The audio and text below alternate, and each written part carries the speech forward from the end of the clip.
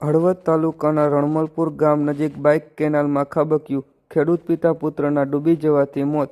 બનાવની પ્રાપ્ત વિગતો મુજબ હળવદ તાલુકાના રણમલપુર ગામના ધીરુભાઈ હરજીભાઈ ભોરણિયા ઉંમર વર્ષ 55 અને તેમના પુત્ર વિશાલ ધીરુભાઈ ભોરણિયા ઉંમર વર્ષ 22 આજરોજ ગુરુવારે બપોરે 12 વાગ્યાની આસપાસ રણમલપુરની બાજુમાં આવેલ એંજાર ગામે હલર લેવા માટે બાઇક પર જઈ રહ્યા હોય દરમિયાન રણમલપુર એંજાર વચ્ચે પસાર થતી માળિયા બ્રાન્ડની નર્મદા કેનાલ પાસે પસાર થતી વખતે સ્ટીયરિંગ પરથી કાબુ ગુમાવતા બાઇક સાથે પિતા પુત્ર કેનાલમાં ખાબક્યા હતા, જેના કારણે તેઓ કેનાલમાં ડૂબી ગયા હતા.